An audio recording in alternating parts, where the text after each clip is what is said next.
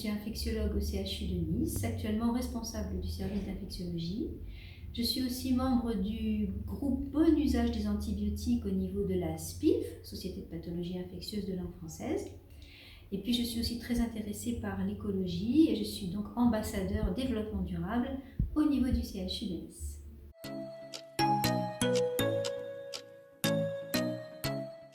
Alors depuis le début de mes études, j'ai entendu parler de l'antibiorésistance et en France, en Europe, c'est un sujet qui mobilise depuis des années.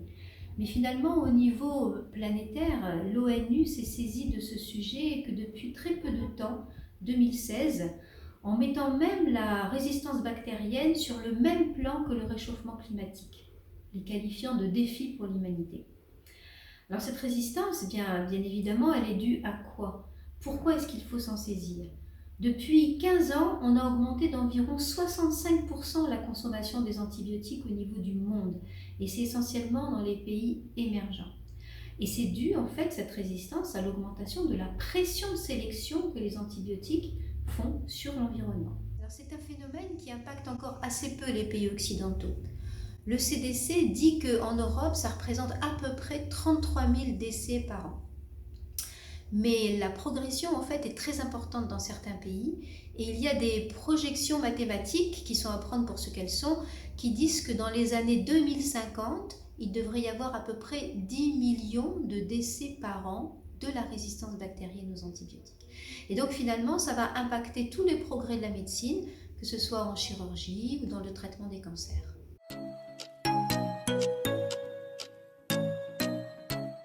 Dans l'état actuel des choses, ne plus utiliser des antibiotiques, ça paraît très difficile. Je ne vois pas qu'est-ce qu'on pourrait utiliser pour soigner les gens.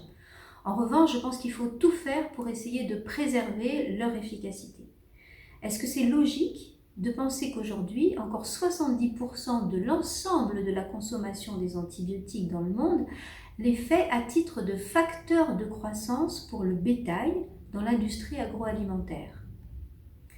Est-ce que c'est éthique de penser que la fabrication des antibiotiques dans les pays émergents, notamment en Chine ou en Inde, se fait dans des usines où il n'y a absolument pas de normes environnementales, ce qui fait que dans les effluents des rivières qui alimentent ces usines, il y a des concentrations d'antibiotiques très importantes.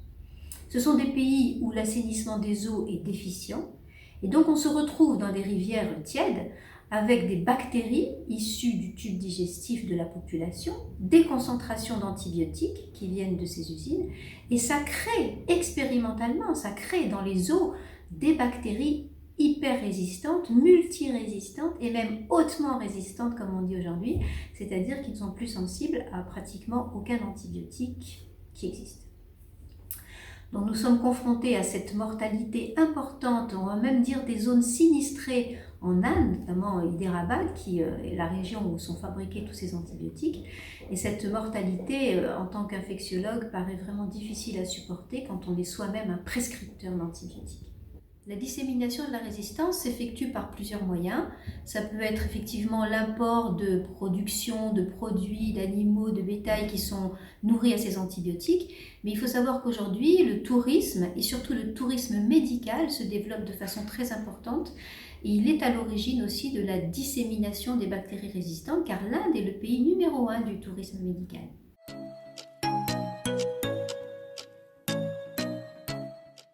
Un peu difficile à imaginer et peut-être assez dramatique dans un premier temps, parce qu'effectivement, si certains pays comme l'Inde sont sacrifiés sur l'autel en partie économique, je vois difficilement comment les choses pourraient vraiment s'améliorer.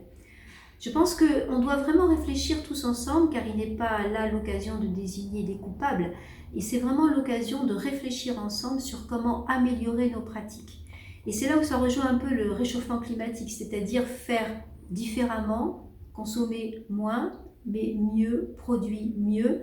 Alors on peut se poser la question de la relocalisation, on peut se poser la question d'aider les pays à avoir de meilleures normes environnementales. Tout ça doit être vraiment posé tranquillement autour de la table pour essayer d'aller vers une ère qui soit toujours celle de l'antibiotique.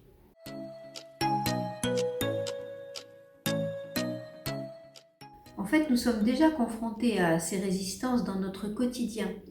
Par exemple, en France, il y a dans notre flore digestive une bactérie qu'on appelle l'Escherichia coli, la plus banale, et on sait qu'en une dizaine d'années, elle est passée d'un niveau de résistance de 1% vis-à-vis de l'antibiotique le plus classique, les céphalosporines de troisième génération, à plus de 10%. Donc c'est déjà un problème. Et cette infection, cette génération de résistance, elle survient dans la communauté, c'est-à-dire dans la ville, dans la prescription quotidienne. Elle n'est pas réservée aux hôpitaux. De la même façon, il y a un certain nombre de pays d'Europe où le problème est encore plus important. En Grèce, par exemple, on assiste à la manifestation, l'augmentation de certaines bactéries qu'on appelle des klebsielles, qui sont elles aussi dans notre tube digestif, et qui deviennent résistantes aux familles d'antibiotiques les plus performantes que nous ayons créées jusqu'à présent sur le marché. On les appelle les carbapénèmes. Eh bien, ces klebsielles-là ont réussi à fabriquer un enzyme qu'on appelle des carbapénémases et qui détruit ces antibiotiques dits carbapénèmes. Et donc là, on est confronté à ce qu'on appelle quelquefois l'impasse thérapeutique. On n'a plus rien pour soigner les patients.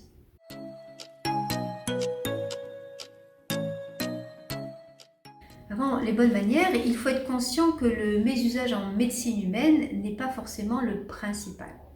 Ceci dit, depuis 40 ans, la problématique de la résistance interpelle et il y a de nombreuses personnes qui se sont penchées sur les causes de la résistance en médecine humaine et donc comment est-ce qu'on peut améliorer ces causes. On sait malgré tout que quoi qu'on fasse, en tout cas les études ont l'air de le montrer, à peu près 30% des antibiotiques prescrits par des médecins sont totalement inutiles et 30% sont inappropriés, c'est-à-dire c'est pas la bonne dose, c'est pas la bonne molécule, c'est pas la bonne durée. Donc déjà on a essayé de faire des progrès en protocolisant un certain nombre de choses, mais les protocoles ne sont pas toujours suivis. On fait aussi ce qu'on appelle de l'antimicrobial stewardship, c'est-à-dire donner des avis dans les différents services. Donc il y a quand même pas mal d'outils qui sont mis à disposition des médecins. Mais globalement, à l'échelle européenne ou planétaire, on sait qu'il y a des éléments qui favorisent le mauvais usage des antibiotiques. Alors c'est le manque d'éducation à la santé de la population. C'est vrai que c'est important d'éduquer les gens sur ce que c'est qu'un virus, une bactérie, comment ça se transmet. Il y a aussi l'accès aux soins. On a presque l'impression que plus c'est facile et que c'est accessible, plus c'est difficile de résister à la demande de certains patients. Il y a ce qu'on appelle la corruption, c'est-à-dire, bon, est-ce qu'on arrive à mettre en place des règles, à les faire respecter? C'est la culture, c'est la croyance, bref, tout un ensemble de choses qui font que les bonnes manières ne sont pas toujours très faciles à acquérir sur le plan de l'antibiothérapie. Il faut donc du respect pour nos médicaments, pour nos antibiotiques, pas d'autoprescription, et puis il faut accompagner tout ça de bonnes mesures d'hygiène et surtout de la vaccination, notamment pour les sujets âgés et fragiles.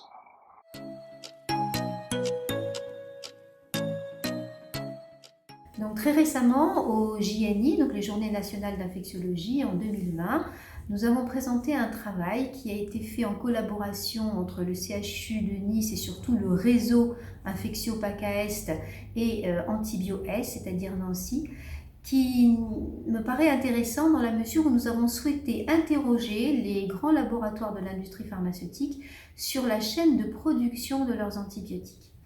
Et c'est intéressant de constater que ce sujet est très opaque et qu'il est difficile d'obtenir des renseignements, pas forcément par mauvaise volonté, mais parce que c'est très difficile, très complexe. Et donc ça nous a incité à sensibiliser l'ensemble de nos collègues infectiologues, la SPILF, les responsables des centres de référence en antibiothérapie, mais aussi le professeur Delfrécy au sujet de ce domaine éthique de la prescription des antibiotiques, pour essayer de monter un projet d'incitation à ce qu'il y ait plus de transparence et d'importance donnée à l'écotoxicité des antibiotiques dans le choix des antibiotiques. Et donc voilà les prochains sujets de travaux au niveau de la SPILF, avec une journée de formation qui est en train d'être organisée, très multidisciplinaire, dans laquelle nous ferons intervenir si possible des politiques, puisque ça intéresse à la fois les politiques, les industriels, ceux de l'industrie pharmaceutique, ceux de l'industrie agroalimentaire, les vétérinaires, mais aussi les citoyens, les représentants de patients. Finalement, ça intéresse absolument tout le monde.